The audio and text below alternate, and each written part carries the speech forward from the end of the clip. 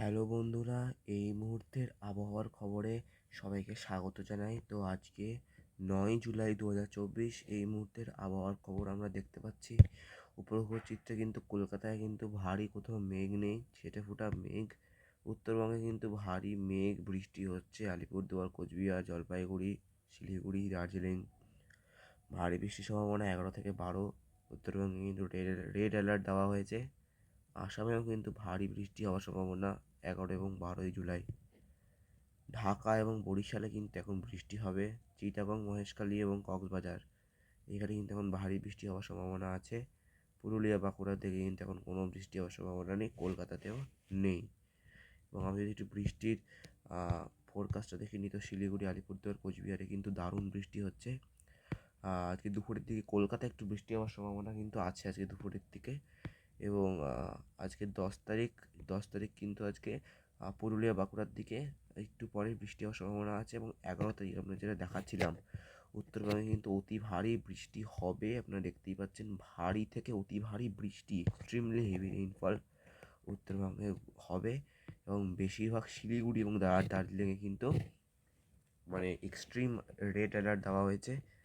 কলকাতায় কিন্তু অতটা বৃষ্টি না হলেও কিন্তু মাঝারের মধ্যে ছিটে ফোঁটা হবে। কিন্তু উত্তরবঙ্গে কিন্তু এক নাগাড়ে মানে ভারী থেকে অতি ভারী বৃষ্টি 11 থেকে 14 জুলাই পর্যন্ত হবে। এবং শিলিগুড়িতে কিন্তু বৃষ্টিটা থাকবে।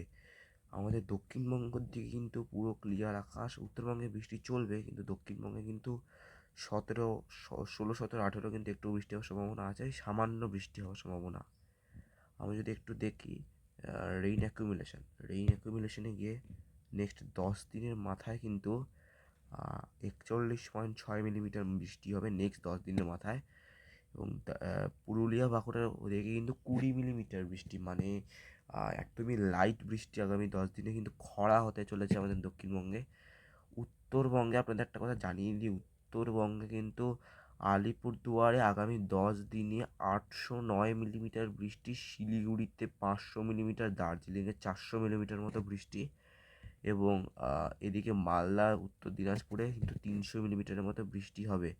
আপনাদের একটু দেখাই মুম্বাই এলাকায়, মুম্বাইতে কিন্তু অতি ভারী বৃষ্টি হচ্ছে অলরেডি। মুম্বাইতে কিন্তু প্রায় 600-700 মিলিমিটার মতো বৃষ্টি। এবং পুরো দক্ষিণ ভারত, পশ্চিম ভারত জুড়ে একদম যে ওয়েস্টার্ন কোস্ট আমাদের, একদম গুজরাট থেকে একদম আমাদের কেরালা, একদম কন্যাকুমারিকা পর্যন্ত, সেখানে কিন্তু অতি ভারী ভয়ানক বৃষ্টি হবে।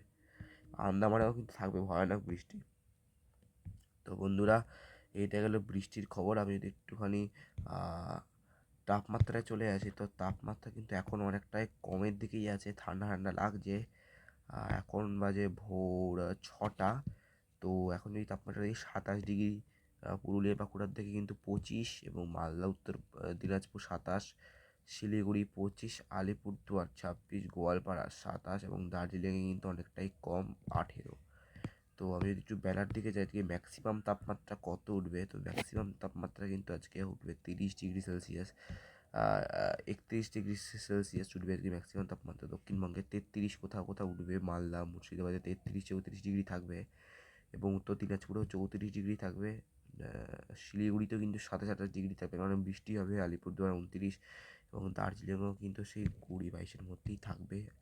তো বন্ধুরা, এই গেল তাপমাত্রার খবর। আমি একটু ওয়েদার রাডারে যাই, ওয়েদার রাডারে গিয়ে আপনাদেরকে দেখাই। তো বন্ধুরা, ওয়েদার রাডারে যা দেখাচ্ছে, আমাদের দক্ষিণ সুন্দরবন এবং বাংলাদেশের বরিশালে কিন্তু একটু ছিটেফোঁটা মেঘ ডাকছে বা বৃষ্টি হচ্ছে। বাকি কিন্তু পুরো পশ্চিমবঙ্গ, বাংলাদেশ, আসাম, ত্রিপুরা কিন্তু পুরোটাই ক্লিয়ার। তো বন্ধুরা, এটাই ছিল আজকের আবহাওয়া খবর। ভিডিওটা ভালো লাগলে লাইক শেয়ার অবশ্যই করে দেবেন, সঙ্গে থাকবেন, সুস্থ থাকবেন, টাটা।